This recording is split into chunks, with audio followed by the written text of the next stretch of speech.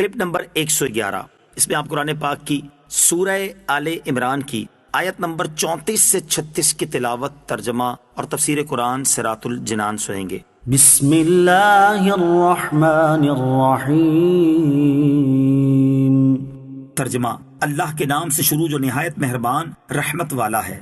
ذریۃ بعضها من بعض واللہ سمیع علیم۔ ترجمہ، یہ ایک نسل ہے جو ایک دوسرے سے ہے اور اللہ سننے والا جاننے والا ہے۔ ذریۃً، یہ ایک نسل ہے، یعنی ان برگزیدہ بندوں میں باہم نسلی تعلقات بھی ہیں اور دین کے اندر یہ حضرات ایک دوسرے کے معاون و مددگار بھی ہیں۔ اذ قالت امرأة عمران رب انی نذرت لك ما في بطني محررا فتقبل مني انك انت السميع العليم۔ ترجمہ، یاد کرو جب عمران کی بیوی نے عرض کی، اے میرے رب، میں تیرے لیے نظر مانتی ہوں کہ میرے پیٹ میں جو اولاد ہے وہ خاص تیرے لیے آزاد وقف ہے، تو تو مجھ سے یہ قبول کر لے، بے شک تو ہی سننے والا جاننے والا ہے۔ اذ قالت امرأة عمران، جب عمران کی بیوی نے عرض کی۔ عمران دو ہیں، عمران بن یسہر بن قائس بن لاوا بن یعقوب، یہ تو حضرت موسیٰ اور حضرت ہارون علیہ السلام کے والد ہیں، اور دوسرے عمران بن ماخان، یہ حضرت عیسیٰ علیہ السلام کی والدہ حضرت مریم کے والد ہیں۔ ان دونوں عمرانوں کے درمیان 1800 برس کا فرق ہے۔ یہاں دوسرے عمران مراد ہیں۔ ان کی بیوی یعنی حضرت مریم رضی اللہ تعالی عنہا کی والدہ کا نام حنا بنت فاقودہ ہے۔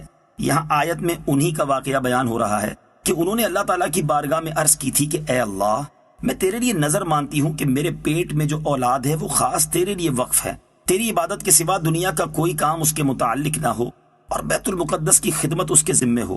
علماء نے واقعہ اس طرح ذکر کیا ہے کہ حضرت زکریا علیہ السلام اور حضرت عمران رضی اللہ تعالیٰ عنہ دونوں ہم زلف تھے۔ فاقوزہ کی دختر عیشا حضرت زکریا علیہ السلام کی زوجہ تھی، اور یہ حضرت یحییٰ علیہ السلام کی والدہ ہیں، اور ان کی بہن حضرت حنا رضی اللہ تعالیٰ عنہ حضرت عمران رضی اللہ تعالیٰ عنہ کی بیوی تھی، اور یہ حضرت مریم کی والدہ ہیں۔ ایک زمانے تک حضرت حنا رضی اللہ تعالیٰ عنہ کے ہاں اولاد نہیں ہوئی، یہاں تک کہ بڑھاپا آ گیا اور مایوسی ہو گئی۔ یہ صالحین کا خاندان تھا اور یہ سب لوگ اللہ عز و جل کے مقبول بندے تھے۔ ایک روز حضرت حنا رضی اللہ تعالی عنہا نے ایک درخت کے سائے میں ایک چڑیا دیکھی جو اپنے بچے کو بھرا رہی تھی، یعنی دانا کھلا رہی تھی۔ یہ دیکھ کر آپ کے دل میں اولاد کا شوق پیدا ہوا اور بارگاہ الہی میں دعا کی کہ یا رب عز و جل، اگر تو مجھے بچہ دے تو میں اس کو بیت المقدس کا خادم بناؤں گی اور اس خدمت کے لیے حاضر کر دوں گی۔ چنانچہ جب وہ حاملہ ہوئی اور انہوں نے یہ نظر مان لی تو ان کے شوہر نے فرمایا، یہ تم نے کیا کیا؟ اگر لڑکی ہوگی تو وہ اس قابل کہاں ہوگی؟ اس زمانے میں بیت المقدس کی خدمت کے لیے لڑکوں کو دیا جاتا تھا، اور لڑکیاں اپنے مخصوص معاملات، زنانہ کمزوریوں اور مردوں کے ساتھ نہ رہ سکنے کی وجہ سے اس قابل نہیں سمجھی جاتی تھی۔ اس لیے حضرت عمران کو شدید فکر لاحق ہوئی۔ حضرت حنا رضی اللہ تعالی عنہا کے ہاں حضرت مریم رضی اللہ تعالی عنہا کی ولادت سے پہلے حضرت عمران رضی اللہ تعالی عنہ کا انتقال ہو گیا تھا۔